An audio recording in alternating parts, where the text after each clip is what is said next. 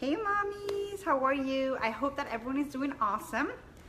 And I wanted to bring this message today because I feel that it's so important. There's a lot of mommies in the summertime that are gonna have babies, and I know a lot of you in the group have your bumps like almost ready to go. So I just wanted to, I know that you're probably busy packing all your stuff for the hospital, for the baby's arrival once you get home, but there's something that I really want to share with you today, and it's my number one tip for when you're at the hospital. If your plan is to breastfeed your baby, well, first of all, make sure that you start to kind of put together a breastfeeding plan, and I'll talk about that in another video that I do. But what I really wanted to share is that it's extremely important if you're gonna have a baby in a hospital. Remember, everything is a little bit difficult, not difficult, but different when you're in the hospital because you're in a controlled environment. You don't have the absolute say about everything because there's protocols to follow. You're kind of going along with the advice and the things that the nurses and the doctors around you are telling you. But you have to remember one thing, and this is like my tip for you to remember. When you're in a hospital setting, there's nothing wrong with having a baby in a hospital. I had both my babies in a hospital. I think I have my third baby maybe in a hospital too, because I don't think I'm quite up to the courage to do the home birth thing. I'm still kind of getting my head around that. But being in a hospital is great because you're obviously in a safe environment, but like I said, everything is kind of controlled. So what happens is, remember, at the hospital, their main goal is for you to survive, for your baby to be survive and alive and kicking and everything is going well. They're not so much concerned whether you're gonna breastfeed or formula feed. They just want your baby to be able to gain weight so that they're at a healthy state in their protocols and their guidelines and everything, so they can discharge you and then the next one's in. So that's kind of what they want. They're not really concerned about that breastfeeding go great for you, or that if you start to formula feed then you're gonna have problems when you get home. They're concentrating on what's going on at that moment in time. They're not thinking about later down the road. So I just want you to bear that in mind and taking that into consideration. Remember, you have to speak out and demand things in the hospital. So one of those things is, for example, if you have your baby, no matter how you have your baby, whether it's C-section, whether it's induction, like anything that is not like an unmedicated birth, make sure that you make it possible and that you have kind of someone there to speak for you, like your husband or your mom or whoever's there for you, kind of like your birth buddy that is there speaking for you to make sure that your wishes are carried out. So for example, if you want to make sure that the vernix is still in your baby when your baby's born, a lot of hospitals, your baby's born and straight away they're bathing your baby and things like that, that you want to make sure that you delay cord clamping, that you want to make sure that your baby's put right on you as soon as the baby's born. So things like that are important, okay? And in regards to breastfeeding too, if you are having problems latching, baby's not really taking milk, not milk, colostrum, because those first few days of colostrum. Remember also that colostrum is very little. They just need like a teaspoon or two at a time. So that's a very little amount, especially in those first few days. But if you see that you're kind of having problems, first of all, demand that the lactation consultant from the hospital come and see you, the lactation nurse.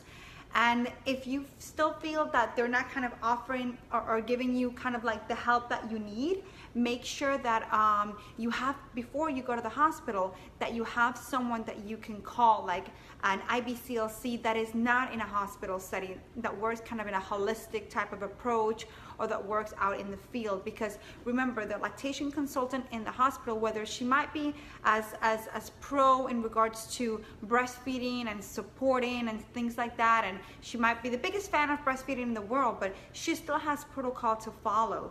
And she has a lot of patients to see and a lot of stuff going aside from her duties as a lactation consultant. So she's just kind of there as a little bit of a guidance, but not really to provide all the support and everything else that you need. So if you find that you're struggling, please make sure that you have someone ready that you're gonna call. The hospital may give you some websites or some references to look at, but they're not going to really give you a list of IBCLCs in your area that you can turn to. So that's kind of your homework to do before you go to the hospital, so you have a backup plan if the IBCLC in the hospital doesn't work out, it doesn't give you the support or the help that you need. Because remember, the thing is, with breastfeeding, as soon as your baby's born, that needs to get into gear, it needs to get kicked in motion.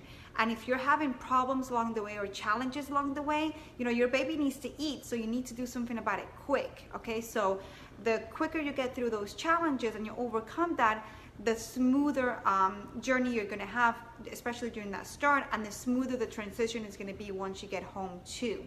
So make sure that you are not afraid to speak out. And also, the other thing that they'll try and do at the hospital is they'll try and say like, okay, your baby hasn't gained enough weight, or your baby has lost so much weight. And the other thing that they don't take into consideration is the fact that you were on meds or you were on IV fluids, and your baby took in those IV fluids. That's why he's having such a rapid weight loss, because of those IV fluids, not so much that he's losing weight as such.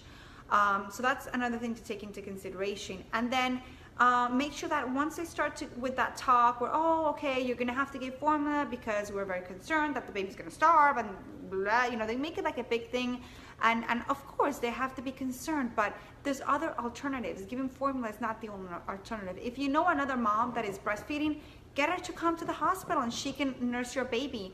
Or if you're able to get a human breast milk or a donor to bring breast milk to the hospital, try that too. Formula should always be like your very, very, very last resort. The other thing you can do is you can hand express. And with a teaspoon, any type of teaspoon, it doesn't have to be anything fancy. You can spoon feed your baby, or with a syringe. The easiest, I think, is a spoon, because the colostrum is so little, there's not so much to collect. So you're not gonna be able to collect it that much really on a spoon, or on a syringe or on a pump. So the best thing is hand expression and with a spoon, and that's awesome. That's what I did with Isaac when he was born, and it was really simple and so effective. So I just wanted to share that really big tip of making sure that you have a backup IBCLC when you go to the hospital, so that you get the support you need if you find that you're having trouble. And the second thing is just make sure you kind of have a voice, okay? Don't let the nurses and the doctors dictate all your decisions, and because you had a plan when you went to the hospital. And that was my problem. I was kind of like, oh, okay, if that's what you think is right, with Samuel. But then with Isaac, I was like, hey, no, I know what I'm doing.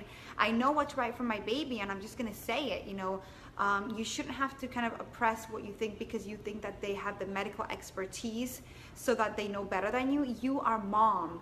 And when you are mom, you have a gift that nobody else has. You have this supernatural power where you know when things are not right with your baby, or what should be done, or you get that feeling, oh, maybe I should be doing this. Listen to that voice. That's Mother Nature. That's something unique.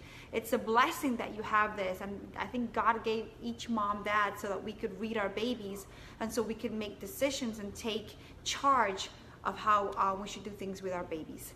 Bye, mommies. I hope you like this message.